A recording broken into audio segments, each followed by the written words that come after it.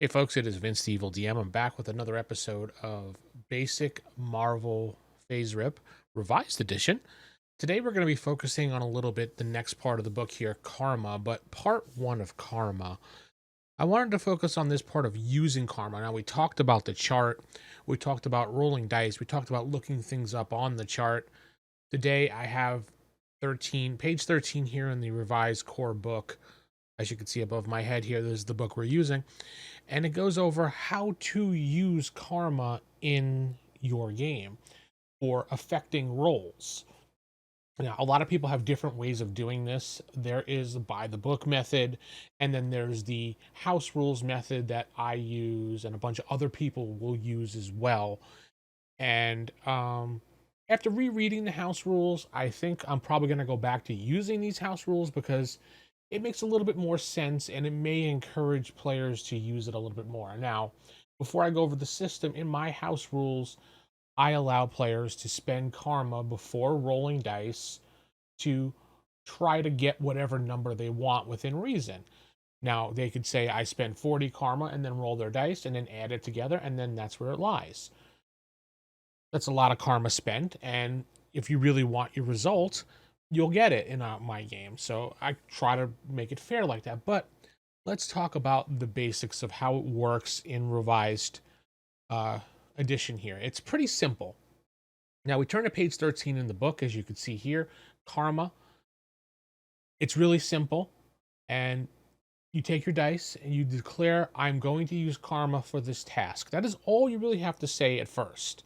After that, you decide what color result you want to get, like a green, a yellow, or a red. So in this example, let's just say, and I'll bring the chart up so you guys can see it, so we can follow along together. All right, move this up a little bit for you. Okay, so we're looking under the amazing column, for example. And I want to make sure that my character, who has an amazing punch, for example, I want to make sure he absolutely hits. No chance of it. I mean, with amazing, 25% or less is going to be a white. Now, I don't want white. I want at least a green so I get a solid hit on someone and knock him back or something, or maybe even just hit him so I know he falls down. So we're going to say I'm using karma and I want a green result. Boom. I roll the dice. Let's just say I roll the dice and I get a 40. Okay. So we look at the chart and we see that a 40 gets us a green result without, I didn't have to spend anything, right? If using my old method. Now, the new method, you're just saying, I want a green result, I got a 40, but I got a green result. So you look at the chart and see what the minimum is for you to have gotten this green. The minimum you would have had to get was a 26 or higher. You take 26 and minus it off my roll of 40, and that is how much karma you would spend. Subtract it off your karma total. Done. Now let's just say I wanted to do the same situation again, but this time I roll, for example, I roll a 70, which gives me a yellow result. Unfortunately, per the rules, you can't achieve a rank over the color you called. So if I said I wanted a green result, I'm spending karma, and I rolled a yellow result. Unfortunately, I'm tapped off right here at a green result, regardless of what it is. So you have to subtract 10 karma at minimum anytime you're rolling these things, and the result is whatever your die roll is minus the lowest part of the color spectrum you're looking at. So again, the example, if I wanted under amazing to hit a yellow, I need at least a 56 or higher to get that yellow. Now, if I roll and get a 70, that puts me in the yellow, but I will be spending, looks like 11 I'm sorry. 14 karma. I can't add today. Excuse me. 14 karma. So no matter what you do, you're spending karma here regardless. But now if I got a red, no, sorry, I'm stuck in the yellow with this. So here's where it gets a little bit weird, so to speak. So if I'm rolling and say I declared I wanted a red under amazing, we're looking under the amazing column yet again. And this time I'm saying I want a red. So I need at least a 91. Let's just say I rolled a 2. Well, that's going to be 89 karma that I'm going to have to spend to get that result. Let's just say I look at my character sheet and uh-oh, I only have 50 karma left. Well, unfortunately, you didn't make the roll. You automatically fail, and you still have to spend 10 karma. That's just the way that works. Now, you can also use karma to affect another person's attack against you. So I'm in a battle with someone and they hit me and they get a red result and it's going to be a devastating hit. I could spend 40 karma to downshift the color to a yellow. All you have to say to the GM is I'm spending 40 karma to downshift it by 1. Done.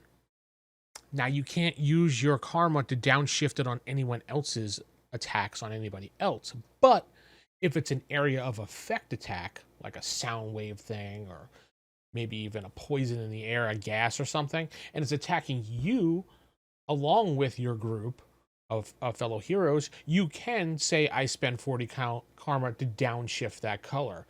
Your buddy as well next to you can do the same thing and downshift it again. And you can essentially, the group can go around the table spending 40 karma a shot to get that into a white and actually avoid a bad situation if you really, really want to. You also cannot spend karma if you are surprised. If you are attacked by surprise, too bad, you can't spend karma. That's just the way the game works. Good guys can spend karma as they see fit, but NPCs and villains are really limited or capped to 20 karma usage at the time, and only if the situation helps save their lives somehow. Do a lot of GMs use this method listed here in the book? I've never actually played in a game where someone has actually used it as raw or rules as written as it's called. I've always seen spend the karma you want, add it to your die roll, and that's what you get. If you fail, you fail. You still spend the karma, but if you pass, you get the color results you want. There is a cap limit. Obviously, you can't be like, yeah, I spend 100 karma, and then boom, you automatically get a red. Generally, the amount you can spend is around 50 to 60 without an issue. If you go over 100, obviously you can't, and that's just a great roll. But all the GMs I've seen usually will allow you to do it that way. I've never, and I played with some really strict rules lawyer DMs, like the great Joe DM, who used to play D&D with me back when I was in middle school at this point, thinking back. Even he had the method of just, how much karma do you want to spend? Add it to your die roll. And that's really the way I've always played it. I've never used this method in the book. So it might be something to explore in my current game of Marvel Phase Rip X Universe on rollhigherdie.com. So I'm going to check that out and maybe see what my players think about that and see how they want to play with that. Because it might, knowing that it's less karma sometimes, they might want to use it more often as opposed to not. So with that said, I'm going to head out. There will be a part 2 of karma.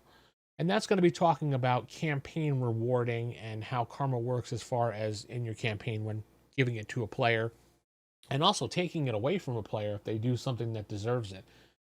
Just like, karma is basically how karma is. It's a reward and a negative system as well.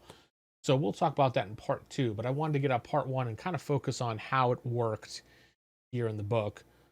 So hopefully that helped you out a little bit. We'll see you in the next video. Keep original, keep it old school, and good night, everybody.